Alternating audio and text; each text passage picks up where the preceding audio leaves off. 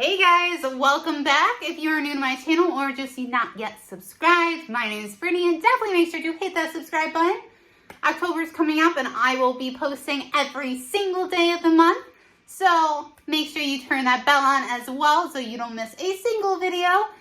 And I don't know if you noticed my backdrop, but it's all mountains and pretty and like very kind of bringing us into the spooky spirit a little bit.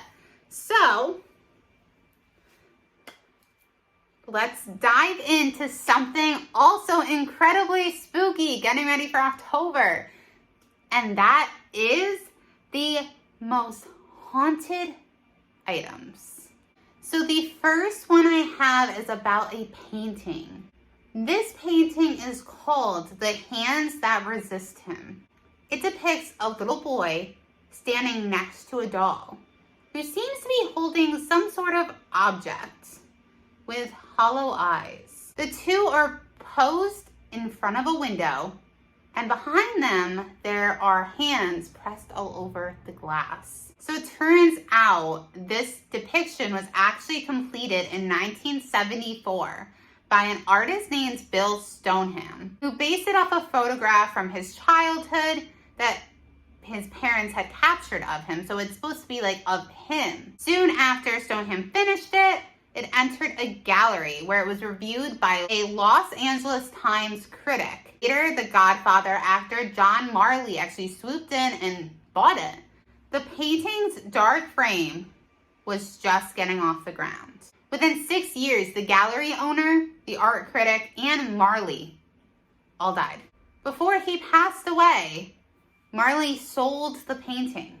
And it wouldn't be seen for another 26 years, which is definitely pretty creepy. Like these three people who all had this painting in their possession died, just died. And then the painting just disappears. So 26 years after it disappeared, it popped up on eBay in 2000. The then owners claimed that while they initially found the work to be good, it was much more than it appeared to be. The 4-year-old daughter of the family came to her father one morning and said that she'd seen the doll and the boy from the painting fighting at night. So her father reassured her and said that, everything was fine, and even set up some motion sensitive cameras that face the art to kind of just ease her mind. However, he claimed in the eBay post that when he looked back at the footage, he saw the boy crawl out from the painting. He was forced out by the doll, whose mysterious handheld object had actually morphed into a gun. So the doll, held the little boy up at gunpoint in the painting and forced him out of the painting. Now, the painting was eventually sold to a gallery owner who placed it in her establishment in Grand Rapids. Now, she's been offered a ton of money for this and she doesn't want to sell it. So I'm really curious about, I would love to see that footage. So next we obviously have Annabelle, but I'm not going to really dive into Annabelle because in my 31 days of October, I'm going to do an entire video about Annabelle. So we all know Annabelle. She's a very, very famous haunted artifact. There is movies about her or about the investigation and what happened and all of that. So definitely stay tuned for that one. So I'm just going to kind of gloss over Annabelle and then keep on going. We have the Hope Diamond. So this diamond weighs 45 carats. It's violet and it's said to be haunted. It's one of the most famous diamonds in the world. So it is said to be stolen from a statue and the thief actually died. So this kind of kicked off what seemed to be a lot of upsetting fates for many of the people who owned or even touched the diamond over the years. Jacques Collot died by suicide. Princess de la Belle was killed in a massacre in the French Revolution. And merchant Jean Le Tavernier was mauled by wild dogs. And that's only just a couple. In 1958, though, Harry Winston actually donated the diamond to the Smithsonian. And it said that the curse just kind of absolved. So people, I mean, I'm assuming it's also behind them, like glass or like some sort of encasement where people can't really touch it. So I wonder if that's why it absolved. Jeff is also leaf blowing. If you hear any of that, that is what that is. Next, we have the Terracotta Army. Now, farmers discovered the iconic terracotta figurines of warriors, chariots, and horses, which depict the army of the first emperor of China in 1974. Now, these works of art were actually buried with the emperor in 210 BC to commemorate his empire. So they like literally built this entire army and buried it with him. And the area has since become a destination for travelers all over the world. Over time, the farmers and the land they lived off of became overshadowed by the government, businessmen, and third-party officials. They wanted nothing more than to gaze and profit off of the warriors.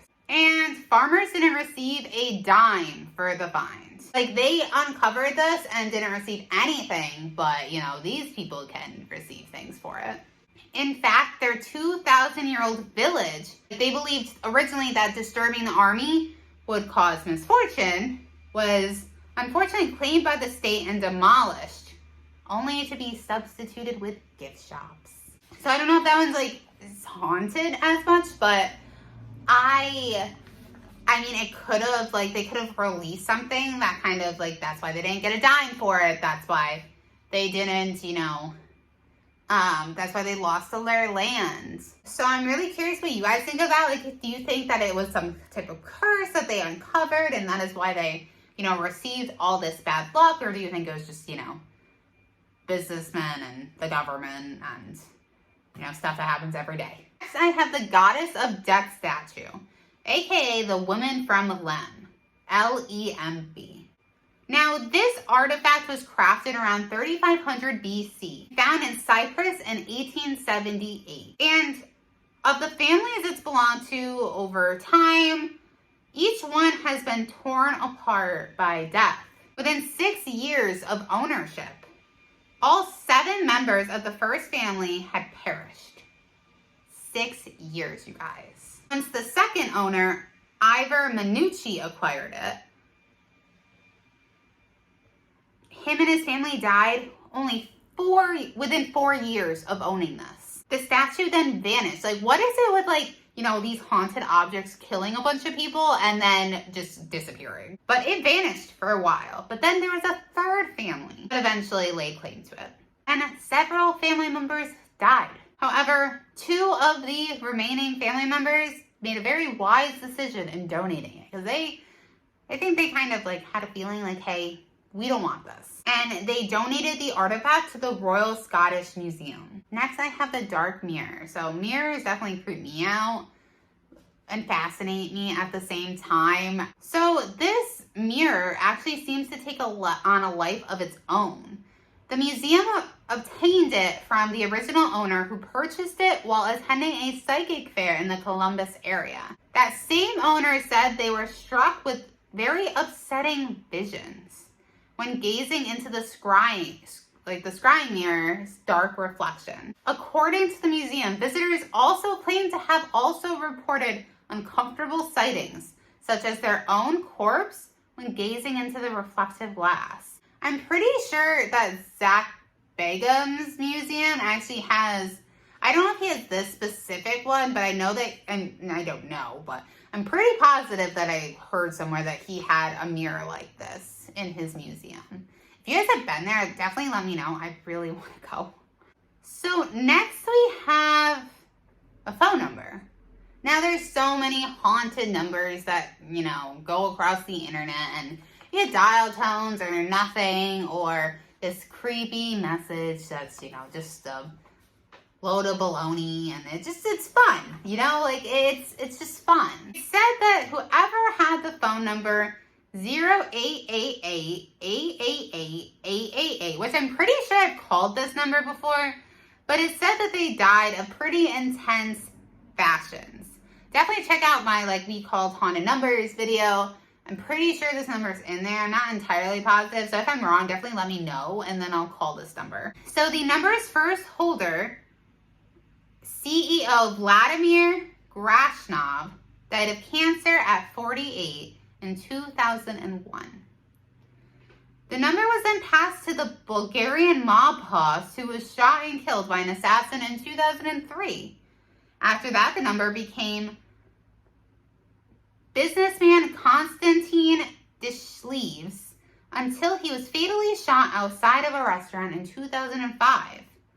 The number was then suspended after that, and the mobile phone company did not provide details as to why, which is a little strange.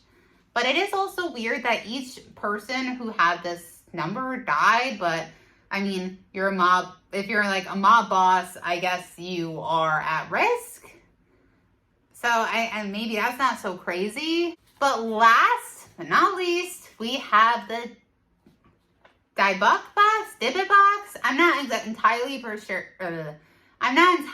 sure how to pronounce it, but this box, you guys, is insane. And I'm sure most of you guys have heard of this type of box.